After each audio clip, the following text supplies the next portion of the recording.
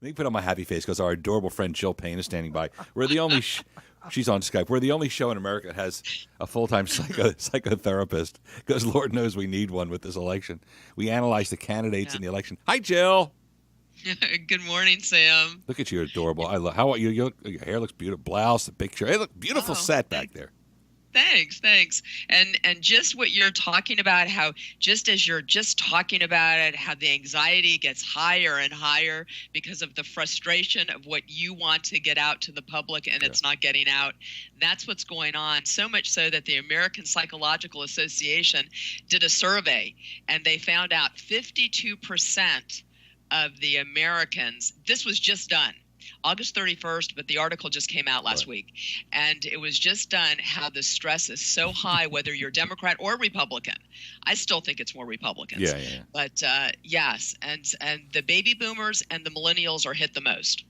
Really? I didn't think millennials were wired into this. I don't get the feeling they are. They are. Like, for instance, the scum, the filthy, dirty, godless scum who are creating the violence at the Trump rallies, they're paid by the Clinton campaign and the DNC, whatever. The dude's wife is a freaking congressman, and there's no reporting whatsoever. And I could see, so I'm getting frustrated. I'm 53. I don't see where millennials are even wired into this. Right. I mean, I could be wrong, but I'm just saying. They are. You saw them with Bernie Sanders, and they are also with Trump. So they want to be heard. They're really out there. My son is one of them. He watched the last debate, which shocked me, just like it's shocking you. You'd be surprised how they're very much into it. Matter of fact, usually in elections, you watch the first debate, and then you stop watching. Right. And this one, people are watching all of them. How old's your son? My son is 25. So, and he was wired into the good. Yeah, it's good to hear. Yes, wired in and very much into it. Listen to every word. Yes. The thing is, what people need to do when they're watching the debate, they need to do what you suggested, and hopefully Trump will do this on his website. Have some facts that he can go back to, that people can go back to and verify. Yeah. And then also they need to go and verify these people, their public voting records. Of course, Trump doesn't have any, but Clinton does. So they can do that and see who is telling the truth. Yeah, I had said earlier, and Jill Payne is our in-house psychotherapist. Right. I had said earlier, I mean, it was an hour or two ago, I said, here's what Trump needs to do. Prepare, like I do for a show. You don't just roll in. He needs to prepare. He needs to stand for 90 minutes, wear a suit, stand behind a podium, put some bright lights in his eyes, and have some Fabissina stand next to him as Hillary. He threw in the Yiddish. Goes from Italian to Yiddish on the show. The second thing is have a website ready so that he can say, do you want to see the dirty and the filth of this woman? Go to the website, and it's item 1, and it's, they're paying mentally ill people and bringing them in to start fights at our rallies. 2, she's, this. And 3, but Jill, dude's 70. He's not going to sit there and listen to me. Right. And as a psychotherapist, right, people don't take on new habits or traits, right, the older they get. Right. There's one thing that people have talked about for years, and he's a businessman, so he knows it, and it's called KISS. Keep it simple, stupid. And basically, that's a saying for a reason, Sam. For when he gets down there and he's doing the debate, he needs to just be factual, stay with the point, deflect the negativity, and maybe put it onto her. People get confused if you give them more than 2 points. So it needs to be very simple. And just basically, what does he stand for? What does she stand for? How do they differentiate? But I feel that, Jill Payne, our psychotherapist on the show, I feel that he will have a point A, but then due to lack of prep, can't remember point B, and then he goes back to, I'm going to do the best deals ever because the deals we signed are horrible, and I'm going to do. So I feel that, and people do that, it happens when you're not prepared. Can I say something? I want to call him up. There's something called thought stoppage, and I give it to my clients that obsess over things. Hang on, wait. They're telling me to go to the break. I'm going to hold you over. Oh. Can you stay through the break? Yes. They just gave me helicopter finger, which is this thing. Oh, okay. All right, so when I come back, I'm going to continue our conversation with Jill Payne, our in-house psychotherapist. She's part of the American Psychotherapy Association. And I'm going to say, Jill, what is thought stoppage?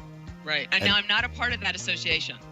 Oh, okay. I'm sorry. I thought you were. Okay. Are you part of Major League Baseball? Yes. Association of Long Haul Truckers? What are you? I forget. I belong to some other psychological association. Are you in the Las Vegas Gamblers Association? I don't know. I lose track. Can't keep track with your resume, honey. Keeps growing.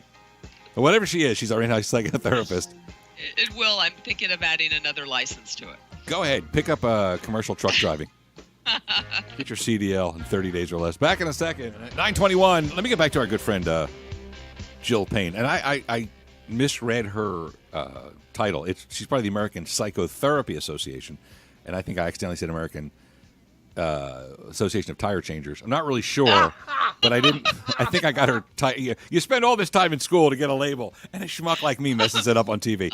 So anyway, she's our in-house psychotherapist, and we break down we just break down the whole debate and the agita and the stress. And we were talking earlier about stress, right? About preparing for the debate, and then we had to go to break, and Jill asked me about thought stoppage. So I wrote it down. Thought stoppage for Donald Trump. What does that mean? This will help lower his stress level. So when you're out there, I always suggest put a rubber band, a colored rubber band, a red, blue rubber band on your wrist as a reminder of something. So thought stoppage would be if you have an irrational thought or you keep on doing bombastic comments, it will remind you not to do that. And some people I tell, go ahead and snap it. So you feel the pain and it shocks you and you stop it. A lot of people, they just need to look at it. And that's thought stoppage, and it really works. And a lot of people, what you do is you have an irrational thought and you replace it with a rational thought. For him, I want it to remind him to just say the facts. And when he's thinking of saying something else, he looks at it and he goes, oh, yeah. Just a reminder. This is why we're America's only show with an in-house psychotherapist. Although I always say after every week, there's probably more stations going, hey, get us a psychotherapist. Okay, here's the deal. Jill, I don't see, all right, let's take a step back. I don't see anybody telling Donald to do this because having dealt with celebrities for 30 years in radio now, they live in a world where if you say no, they're the celeb and you're the person, like the accountant or the manager or the whatever, and you go, no, you're gone. So they end up living in a world like Justin Bieber's where no one says no, or Molly, what's her name? Cyrus. What's her name? What's Billy Ray Cyrus' daughter's name? Miley Cyrus. Miley Cyrus. Where they live in a world and they do dumb things. They start getting tattoos, posing nude, doing drugs, because no one says no. I got a feeling that there's nobody next to him, I think even his kids, who go, Dad, that's the dumbest thing. Put on this thought stoppage rubber band. Well, what you do is when you talk, just the same as when you're talking for your media and you're selling something, you get it. You talk to them and you let them know how they will benefit from it. And if you can tell them how they can benefit from it and they relate that, then they're going to do it.